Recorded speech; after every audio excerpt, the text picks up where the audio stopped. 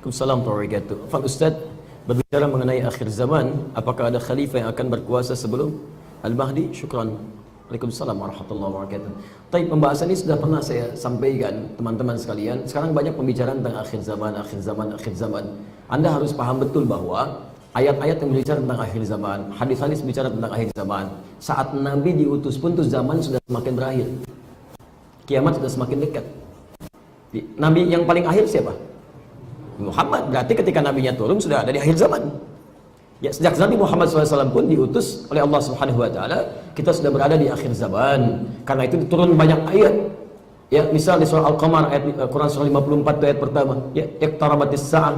Ya, kiamat semakin dekat. Itu artinya apa? Ya, itu artinya masa-masa di akhir setelah Rasulullah SAW, waktu kita tidak banyak.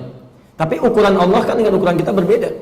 Makanya ketika ada orang-orang bertanya tentang kiamat, langsung oleh Al-Quran dan hadis-hadis Nabi SAW dibalikan kembali untuk mempersiapkan diri, tidak sibuk memikirkan tentang situasi akhir zaman. Saya beri contoh begini, misal Quran surah ke 31 ayat 34. Inna Allah 'indahu 'ilmus sa'ah wa yunazzilul ghaith wa ya'lamu ma fil arham wa ma tadri nafsun madza taksibu ghadan wa ma tadri nafsun bi ayyi ardin tamut. Innallaha 'indahu 'ilmus sa'ah. Dan hanya Allah Subhanahu wa taala yang memiliki 5 hak prerogatif yang tidak dimiliki oleh makhluk lain dan tidak akan diinfokan pada siapapun kecuali tepat pada waktunya. Yang pertama kali, ilmus sa'ah, pengetahuan tentang kiamat, akhir zaman, berakhirnya zaman. Tayyib, kalimatnya menggunakan sa'ah, padahal dalam Quran kalimat kiamat banyak.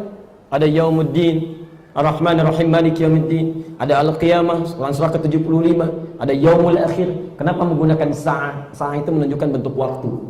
Waktu, sekarang disebut jam. Ada menitnya, ada detiknya.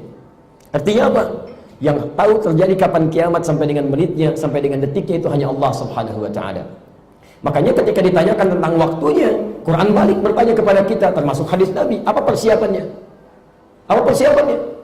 Ada seorang Arab bertanya pada Rasulullah SAW, bertanya mata sa'ah. Masya Allah. Maka diberikan oleh Nabi, apa yang sudah kamu siapkan untuk saat itu? La'ala sa'ala takunu qaribah. Jangan-jangan saat kiamat semakin dekat, kamu sudah menyiapkan apa? Karena itu kalau saya sarankan, antum jangan menyibukkan diri untuk memikirkan banyak hal terjadi begini, begitu dan sebagainya. Lebih baik persiapkan diri menjadi semakin takwa.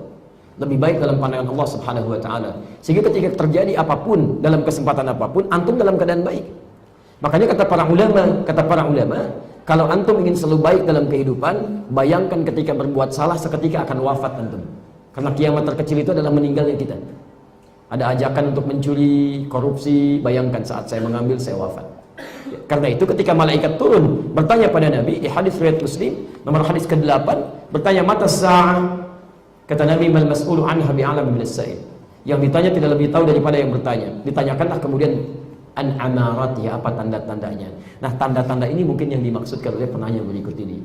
Ada tanda kecil, ada tanda sampai yang paling besar.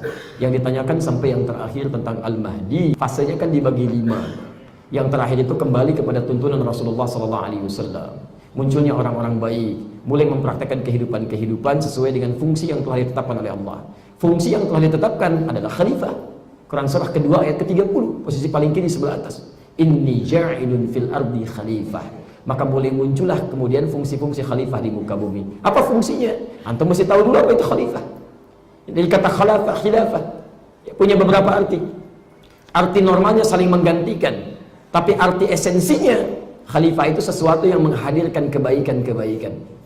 Dari kata al-umru ma'mur, sesuatu yang bermanfaat. Makanya usia antum disebut dengan umur, batasnya disebut dengan ajal. Kenapa disebut dengan umur? Supaya mengesankan kalau masih punya waktu untuk usia, maka isi usia itu dengan segala hal yang bermanfaat. Al-umur itu segala hal yang melahirkan manfaat.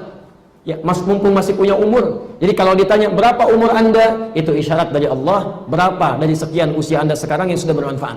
Lisan Anda, pandangan Anda, mata Anda dan sebagainya. Nanti ketika zaman mulai, mohon maaf, banyak kerusakan-kerusakan. Pertama masa nubuwah, kemudian khilafah, ya masih baik terjaga. Setelah itu mulai kemudian raja-raja, ya setelah itu muncul banyak bertebaran keburukan-keburukan, baru kemudian kembali kepada kebaikan-kebaikan. Fungsi khilafah kembali. Yang dimaksud khilafah barangkali belum tentu dalam secara pemaknaan politik. Muncul lagi kemudian satu pimpinan yang lainnya misalnya mengikuti, belum tentu seperti itu. Yang dimaksudkan bisa jadi maknanya umum. Semua orang ingin berusaha untuk kembali pada ajaran Al-Quran dan Sunnah Rasulullah SAW.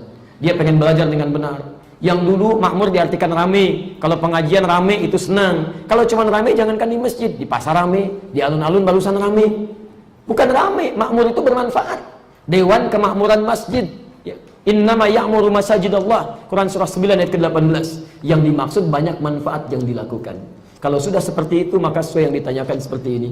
Ya, maka sudah kembali kepada kebaikan. Nanti orang-orang baik ini diwafatkan, tinggal tersisa orang-orang yang jelek di masa akhir. Saat jelek ini muncullah, kemudian mulai muncul tanda-tanda yang lainnya. Ada duhan, ada puncaknya Dajjal dan sebagainya.